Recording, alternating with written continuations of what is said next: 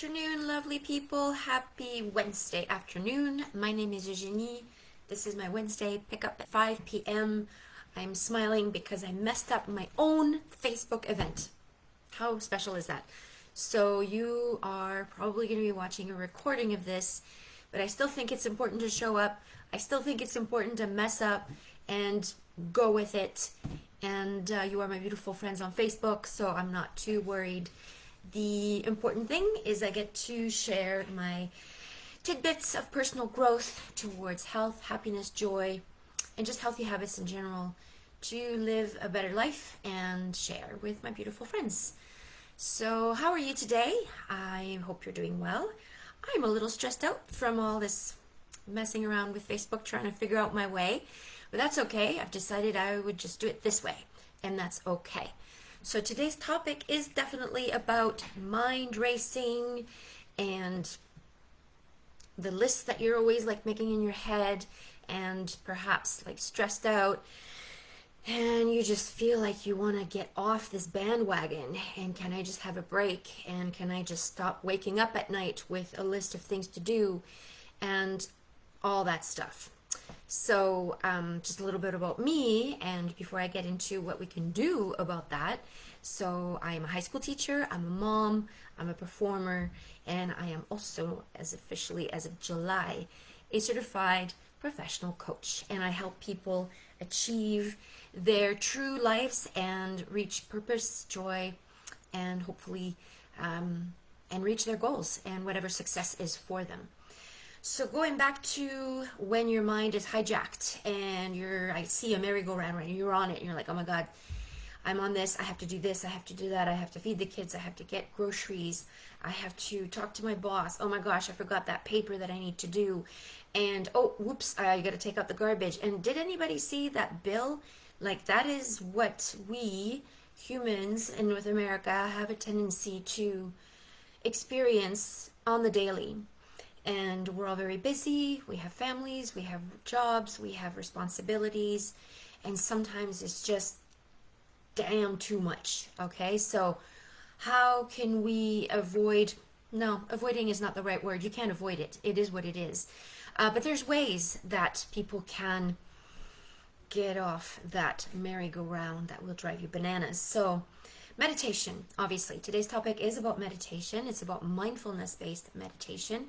And so I'll just give you a little bit of biology, and then I'll give you the benefits, and then we will meditate together. And so you can see what it's all about, and so you can just kind of tuck that away in your toolkit if you decide that this is for you. So this should be a fairly short live video that I will share later with you, with the people who signed up and who are wondering where I am right now. So biologically speaking, you guys, even if we don't have all the fancy words, we know that we have a reptilian brain and we have a conscious, mindful decision brain.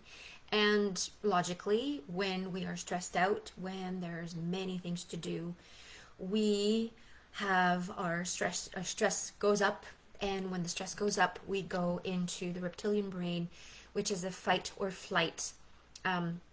It's called the amygdala, I believe, which makes it so that basically all of your thinking and wise and aware brain, the one that we would like to operate on, is shut off. The door is shut on that brain that we would love to have access to, and now you're in mode. And so of course it's difficult to get off the merry-go-round because you don't even know half the time that you're on it, and much less you don't know how to open that door to the other brain because your stress level has gone up and your cortisol is now making those glove box going up, and now what do? Now you're just stuck there and feeling stressed out. And so what can be done really? I mean, there's different ways, obviously, to lower stress is the idea, and it's basically to give the mind a bit of breathing space. So we're just going to gently put the brakes on that merry-go-round. We're just going to do breathing. And meditation, you guys, is really not that complicated. Ultimately, it's about breathing. Yep, it's about breathing, but kind of watching yourself, like you're hovering above yourself, but watching yourself breathe so that you can observe how your body feels as you breathe in and as you breathe out. And so the whole exercise of meditation is breathing, watching your body. This is mindfulness-based meditation because there's different types of meditation, of course. But this one, the one that I've been practicing, that is from Full Catastrophic Living from John Kabat-Zinn, is the guy who I meditate with every morning. He is the teacher for this.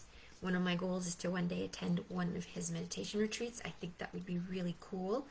And meditation, just generally speaking, is something that most books, including Energy Leadership, this one, they will say that that is the one most significant thing you can do for your mental health and your mental space is meditate. So before, everybody was like, oh gosh, meditation, that's just weird and stuff like that. So it's about breathing. And what happens, and I'm going to tell you what's going to happen, and then we'll do it together. And then I will be content that I at least did a Facebook Live for you guys, because I promised, and I'm a woman of my word, even though technologically speaking, I'm obviously still work in progress. It's okay. It's okay not to be perfect, you guys. Honestly, I'm laughing because it's kind of hilarious, isn't it, though? And that's fine. So while we're going to be breathing together, we're going to keep it short. And you're just going to use my voice to guide you.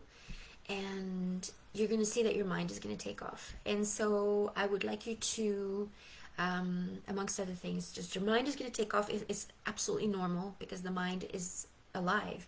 So as you're breathing, poof, it'll take off in the future. Oh, I got to do that tomorrow. Poof, it'll take you back in the past. Maybe something that you did in the past that you regret and it's just like weighing on you, and I wish I did this, I wish I'd said that, why did I say anything at all? So your brain is going to be everywhere. It's going to be maybe even in the moment. Maybe it's going to go towards Netflix. Your mind is your mind. It is so absolutely beautifully normal that it will be trying to take a little holiday from you and go somewhere. So when you're meditating, your mind is like a little puppy. The puppy is going to get distracted because that's what puppies do. But what we do in meditation is we're like, oh, there goes my mind. It's taken off again. And gently, with love, with compassion, and with patience, we just go, okay, mind, okay, little puppy, you just come on back now, and let's just watch the breathing happening again. And guess what? It's going to happen again. Your mind is going to take off into, oh man, next week I got to do this. I forgot about that. And it'll go in your future list to do. And then you'll catch yourself and you'll be like, oh, there it is again. My mind just took off. And poor little puppy. It's not a poor little puppy. It's a happy little puppy. It's everywhere. So it's just bring the puppy back to the breath. So ultimately, the benefits of mindfulness-based meditation is, number one, is that it is a stress reducer. It will help people with mental health issues, with anxiety. It will, as I said earlier, decrease the cortisol level in your body. Bring you back to a space where you can breathe and open up that conscious brain to a non-fight or flight situation where you can be calm. So it's not surprising also that meditation is good for physiological reasons as well. So it will just decrease the stress level, the cortisol level. So it's just healthier mentally, it's healthier physically.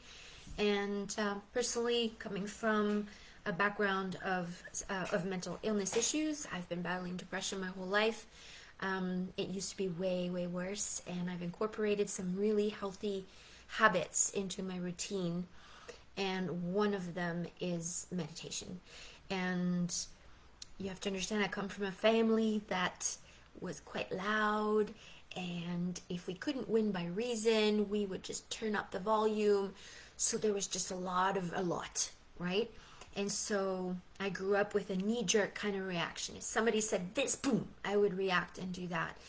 And I just didn't like that about myself. I wanted to act from a place of awareness, a place of, I choose how I'm going to react.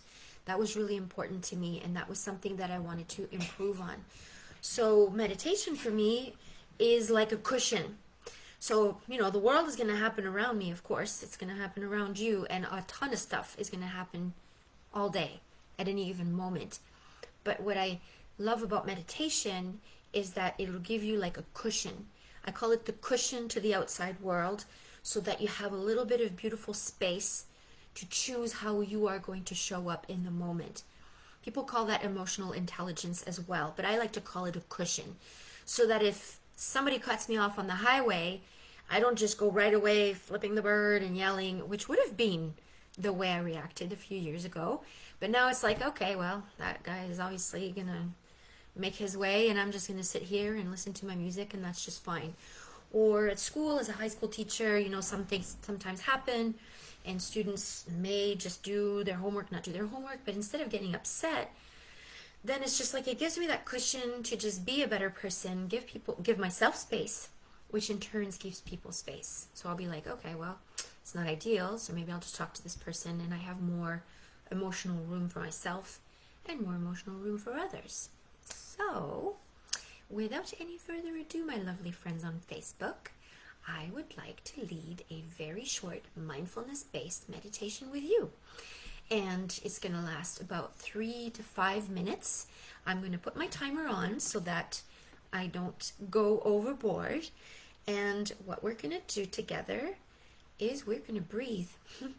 I know it sounds kind of silly, but I would love it if you join me, so go for it. So what you're going to do before we start is you're going to sit. You can lie down on the ground. If you're going to sit, just trying to sit in a kind of a regal position, like a tall, mountain-like, dignified position. And I invite you to close your eyes. You don't have to, but if you keep them open, just kind of keep them hazy in front of you. I'm going to close my eyes, okay? So you close your eyes, and then all we're going to do is breathe. And when you breathe in, watch your body as you breathe in. You're going to see your shoulders go up, your belly's going to inflate, the crown of your head is going to go up. And when you exhale, you're going to go all soft, like a little rag doll, all mushy. And when you breathe in, you're going to feel your body inflate, starting with the belly, the chest, the shoulders, and you will reach the top and release and become all soft. And we're going to do this again. We're going to breathe in,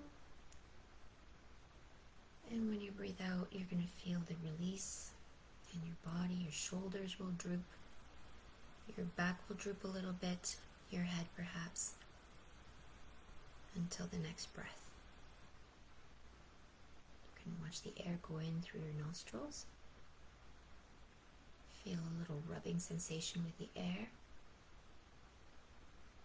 as you fill up, and when you release through your nose, you can feel the air, maybe it's a little warmer. So I invite you to pay attention to where the breath is happening for you. You can focus on the nose, the air going in a little cooler, coming out a little warmer. Maybe it's from the belly as you breathe in. And when you breathe out, it just softens and empties. Breathe in. Just feel your body inflate gently. The crown of the head going to the sky. And when you exhale, you just feel a beautiful soft release into your own body, into your own breath. I'm going to let you try to breathe on your own twice, so I'm going to be quiet. But go ahead and breathe in.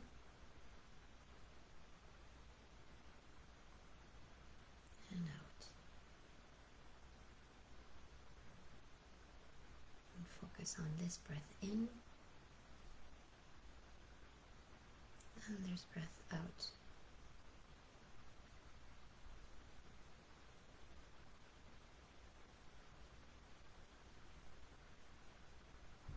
By now you can also pay attention to your mind. If it's taken off, it's so normal.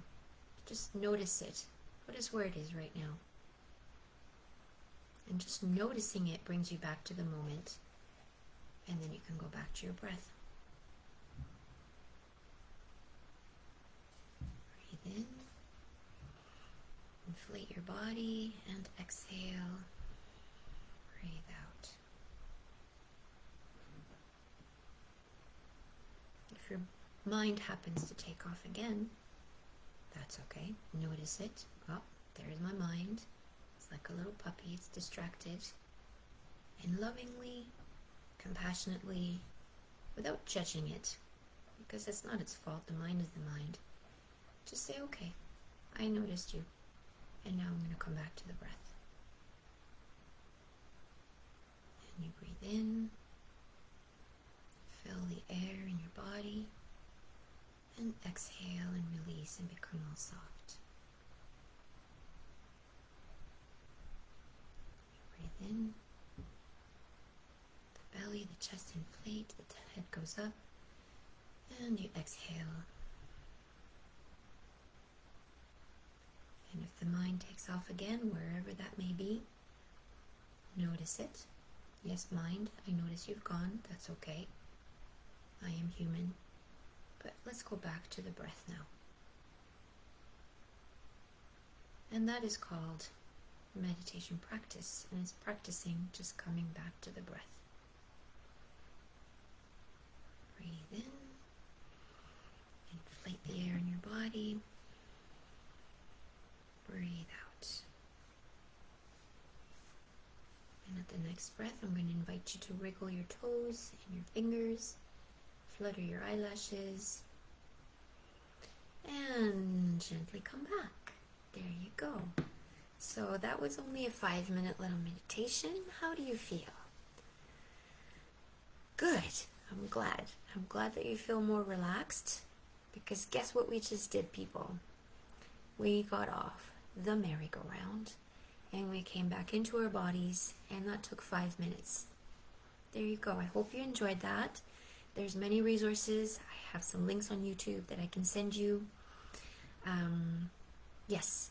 So there you did it. You meditated, you breathed, you brought your mind back to your breath. You practiced meditation today. And there you have it. All right, my beautiful friends. Thank you. Have a beautiful week. And next time, I hope I can set this up properly so that I can be with my Facebook events. All right. Until next time, much love. Bye.